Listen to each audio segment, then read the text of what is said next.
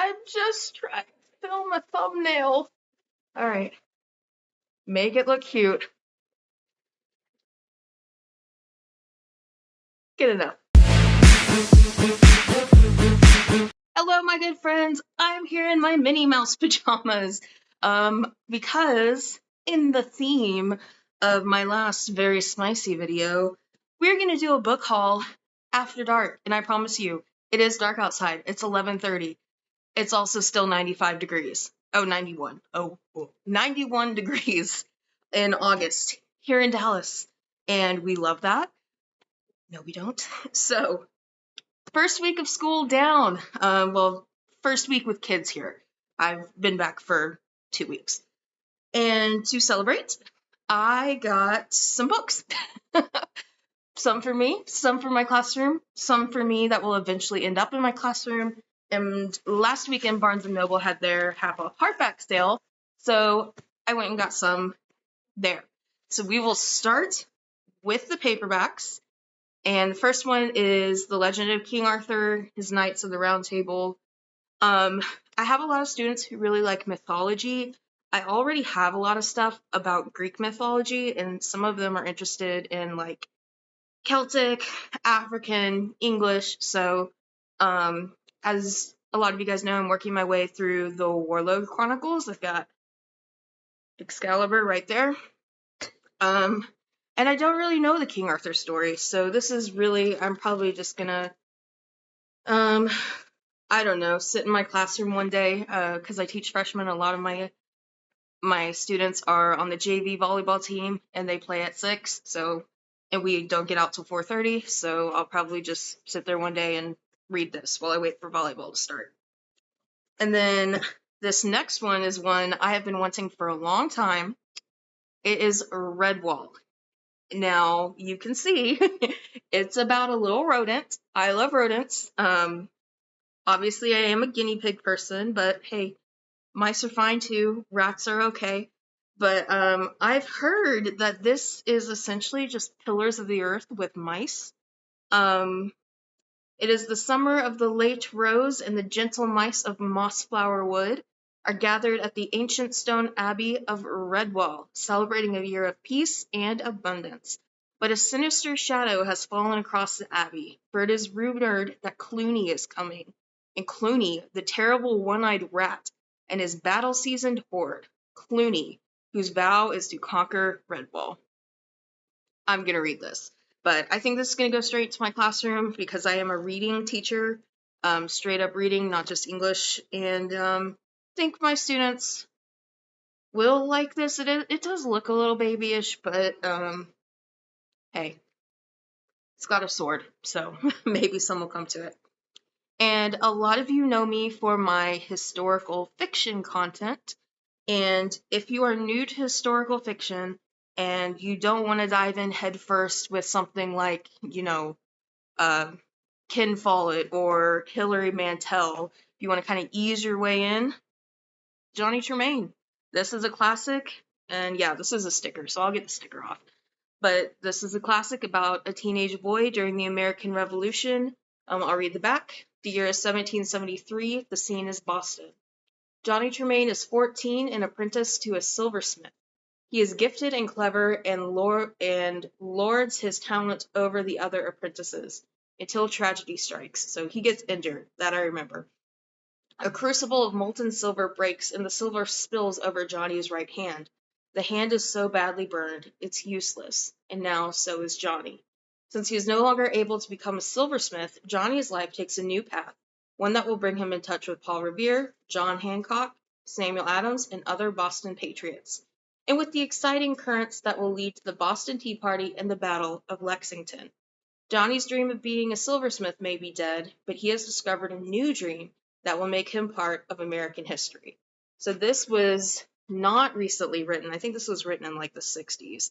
I read this when I was 12, of 1943. Wow. So it is old, but it is an American classic, and it's great for all ages, and it's especially good to jumpstart your historical fiction if you are hesitant.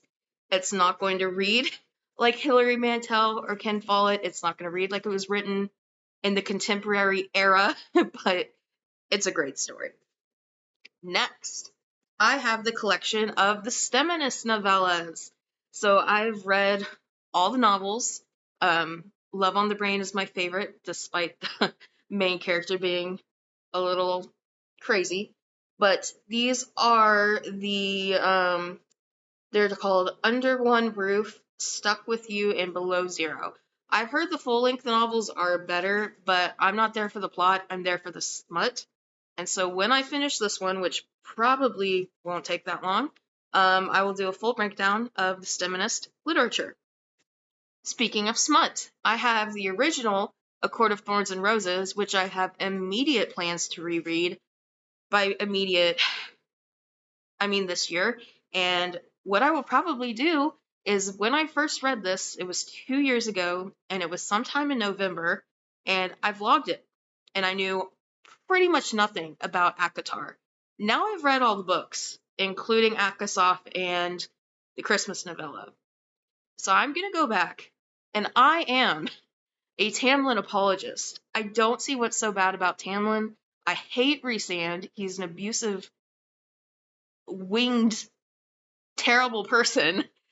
Fairy. He's not really a person. And I'm going to go back and read this for the 2-year anniversary of my intro to ACOTAR, and maybe I'll vlog it. But I might also do like a Tamlin versus Rhysand, who's the real villain video. I don't know. Alright, switching gears. Well, I guess there are some horror elements in this. I've got horror. I did not get into adult horror until the pandemic when I read Grady Hendrix, The Southern Book Club's Guide to Slaying Vampires. So I bought 2 more Grady Hendrix.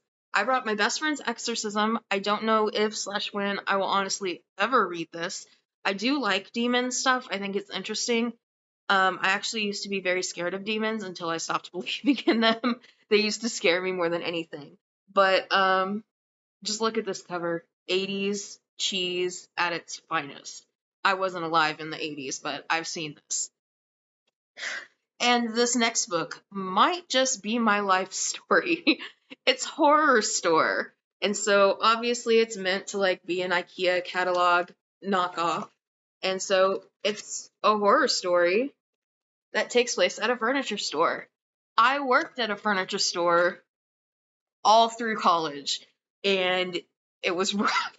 It was not an easy job, just mentally and psychologically.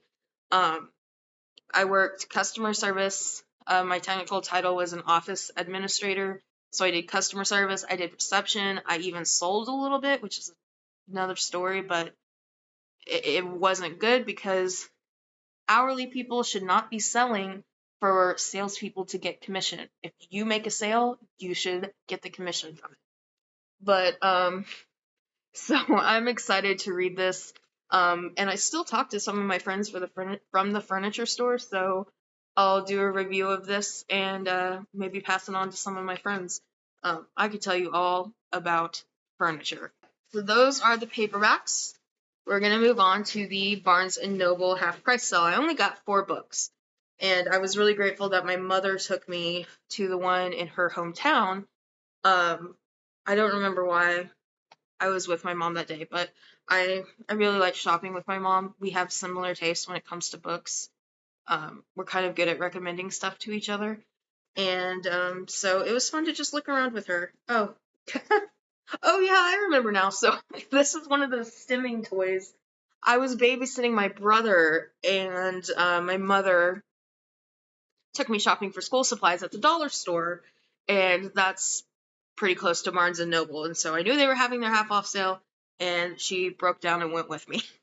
Okay, so the first hardback I got is Anatomy of Love Story. This is also historical fiction, and it's YA, and Histofic doesn't normally do well in YA, but if you are in the booktube sphere, I'm sure you've at least heard of this.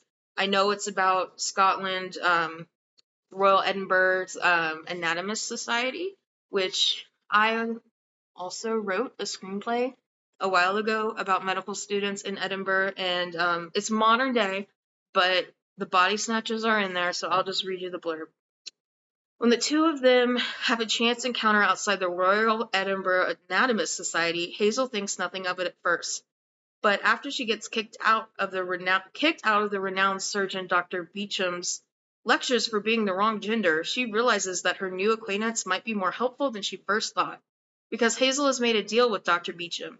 If she can pass the medical examination on her own, he will allow her to continue her medical career. Without official lessons, though, Hazel will need more than just her books. She'll need corpses to study. Luckily, she's made the acquaintance of someone who digs them up for a living. But Jack has his own problems. Strange men have been seen skulking around cemeteries. I like to hang out in cemeteries. His friends are disapproving of the streets, and the dreaded Roman fever, which wiped out thousands a few years ago, is back with a vengeance. Nobody Fortin cares until Hazel. Now Hazel and Jack must work together to uncover the secrets buried not just in unmarked graves, but in the very heart of Edinburgh society. So my screenplay takes place at the Edinburgh Medical School, and the characters are probably of similar age, because mine was like a girl genius who was 19 and already a third-year medical student, but she was pretty messed up in the head as well. Kind of like her mind's her greatest gift, but also her biggest curse. Yeah. And so the second one I got is a book I've been knowing I was gonna buy for a while, but probably don't have immediate plans to read, because I want to read Cornwell's his Grail trilogy first, The Archer's Tale, Vagabond, and Heretic, about the 100 Years' War. This is Dan Jones, who was originally a nonfiction writer. This is his novel about the 100 Years' War. So Essex Dogs, the 100 Years' War has begun, and King Edward and his lords are on the march through France, but this war belongs to men on the ground.